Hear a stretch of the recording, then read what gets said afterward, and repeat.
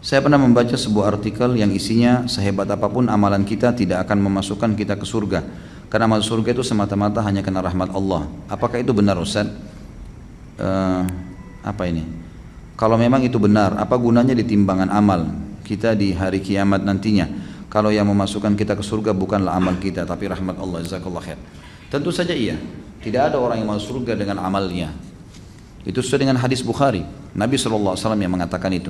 Tidak ada seorang pun di antara kita yang masuk dalam surga dengan amalnya. Maka kata para sahabat, Anda juga ya Rasulullah? Kata Nabi SAW, saya juga. Ya, tapi Allah telah memberikan rahmatnya kepadaku. Memang untuk masuk ke surga, rahmatnya Allah. Gitu kan? Mau contoh rahmatnya Allah, sekarang antum berbuat dosa 50 tahun.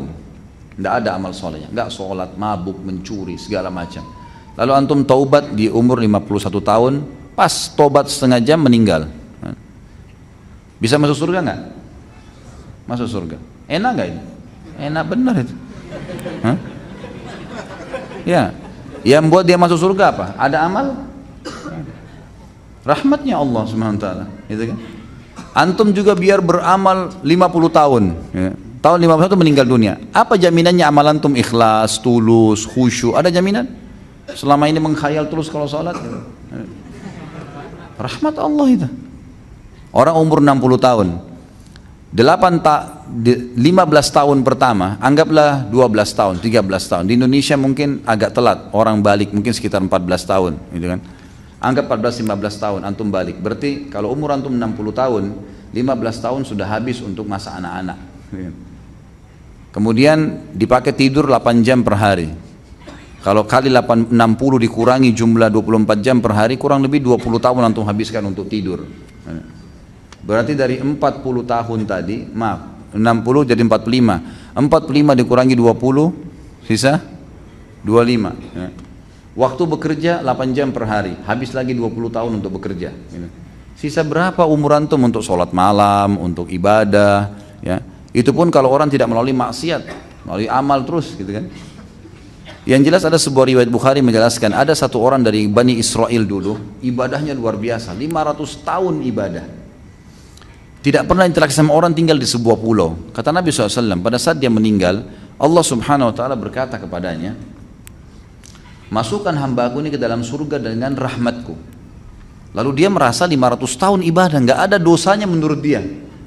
Lalu dia mengatakan, ya Allah, amalku. Kata Allah Subhanahu wa taala, rahmatku. Dia tetap bantah, ya Allah amalku, sampai 3 kali. Maka kata Nabi SAW, Allah pun berfirman kepada para malaikat, ambil nikmat matanya hambaku ini, timbang dengan seluruh amal yang dia kerjain. Mata dia pakai 500 tahun nih, bisa melihat, bisa beraktivitas, bisa segala-galanya. Itu timbang nikmat mata yang saya kasih dengan amalnya dia yang dia kerjain 500 tahun. Waktu ditimbang ternyata nikmat mata saya sudah ngalahin seluruh amalnya. Belum nikmat telinga, belum nikmat segala-galanya nih. Banyak kalau nikmatnya Allah mau dihitung. Bagaimana caranya antum mau menilai amal antum? Gitu.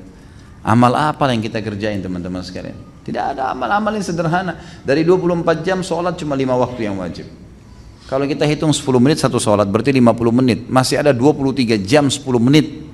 Antum bebas lakukan apapun. Rahmat Allah SWT. Baik, apa tujuannya ditimbang amal? Untuk menentukan derajat antum di surga. Antum ini derajat keberapa? Di pintu keberapa masuknya? Itu amal kita. Amal akan menentukan derajat nanti, ya, derajat surga yang ke-100, tingkat yang 100 kah, tingkat yang pintu yang ketiga kah, derajat yang keberapa, itu amal kita yang menentukan nanti. Tapi kita masuknya dengan rahmat Allah.